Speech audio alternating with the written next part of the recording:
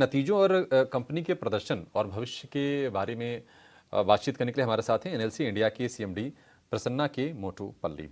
प्रसन्ना जी, बहुत शुक्रिया आपका समय देने के लिए। स्वागत है आपके टीनो स्वदेश पर।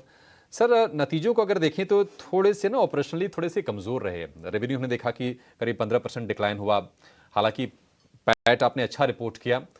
तो सर, आप किस तरह से आप समराइज करेंगे एक बार फिर से नतीजों को, और कहाँ से हिट आए जरा उसको बताएंगे आप। जैसे कि आप जानते हैं quarter one and quarter two में हमारा जो लिग्नाइट प्रोडक्शन में थोड़ा कमी हुई है, क्योंकि लैंड एक्विजिशन का इश्यूज की वजह से उसी के वजह से हमारा लिग्नाइट प्रोडक्शन और पावर जनरेशन में भी कमी आई है। हम लोग कोल प्रोडक्शन में बढ़ोतरी हुई है, लेकिन ये लिग्नाइट के प्रोडक्शन की वजह से कुछ कमी हुई है। लेकिन अभी हम लोग जो है जो लैंड एक्विजिशन का प्रॉब्लम्स है वो सॉर्ट आउट कर चुके हैं और हमारा लिग्नाइट प्रोडक्शन आर्गुमेंट हो रहा है। तो हम उम्मीद करते हैं कि quarter three and quarter four में हमारा लिग्नाइट प्रोडक्शन ज्यादा रहेगा और उसी हिसाब से जनरेशन भी ज्यादा रहेगा और हमारा जो टारगेट्स है उसको अचीव कर पाएंगे। ओके, तो ये है इस बार के हाइलाइट्स और आगे के आउटलुक पर भी कंपनी ने शेयर करी थी। प्रसन्ना जी, इसके अलावा आपके कैपेक्स के बारे में भी जानना चाहेंगे। आप क्या प्लान था, हम कहीं पढ़ रहे थे कि FY 2030 तक जो अपनी टोटल क्षमता है वो 6 गीगावाट से बढ़ाकर आपकी 17 गीगावाट करने पर योजना है। क्या वो ऑन ट्रैक है, वो प्लान और क्षमता विस्तार को लेकर, और क्या योजनाएं हैं अगले फाइनेंशियल ईयर में? कैपेसिटी कहाँ पर देख रहे हैं आप? मैडम 2030 तक हम लोग उम्मीद कर रहे हैं कि 17 गीगावाट का जनरेशन कैपेसिटी का कंपनी बनेगी एनएलसी, और 82 मिलियन मेट्रिक टन का कोल एंड लिग्नाइट प्रोडक्शन का।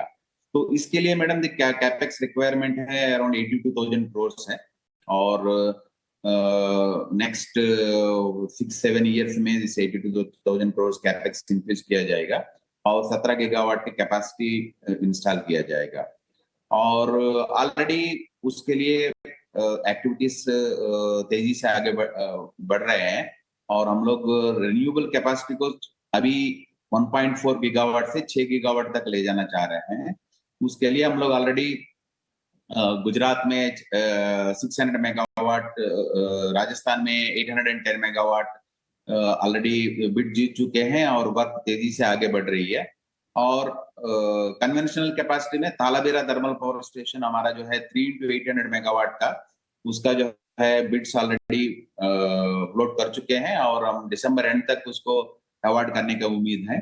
और हमारा घट्टमपुर थर्मल पावर स्टेशन है जो 3 into 660 मेगावाट है, 1980 मेगावाट है, उसका जो है फर्स्ट यूनिट का हम लोग सिंक्रोनाइजेशन कर चुके हैं और हम लोग इसका सीओडी दिसंबर एंड तक करने का उम्मीद रख रहे हैं और बाकी 2 यूनिट भी हम जल्दी से जल्दी लाने का कोशिश कर रहे हैं। उसी तरह से 2 into 660 मेगावाट का first lignite based super critical units Neyveli में प्लान किया जा रहा है।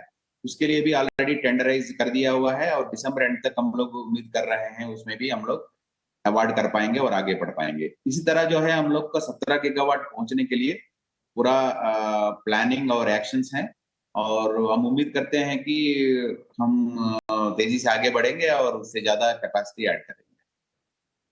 और माइनिंग में भी अभी 50 मिलियन मेट्रिक टन कैपेसिटी से हम 82 मिलियन मेट्रिक टन पहुंचना चाह रहे हैं। उस डायरेक्शन में ऑलरेडी तेजी से आगे बढ़ रहे हैं और रिसेंटली हम लोग कमर्शियल कोल ऑक्शन में नॉर्थ दादू माइन हम लोग को मिला है और उसमें भी एक्टिविटीज तेजी से आगे बढ़ रहे हैं। ठीक है, चलिए प्रसन्ना जी, आपने बहुत ही विस्तार से मतलब एक एक करके कहाँ पर क्या हो रहा है, किस तरह से आप आगे प्रोसीड कर रहे हैं, एक्सपेंशन कहाँ हो रही है, सारी आपने जानकारी दे दी। बहुत शुक्रिया आपका समय देने के लिए और हमसे बातचीत करने के लिए।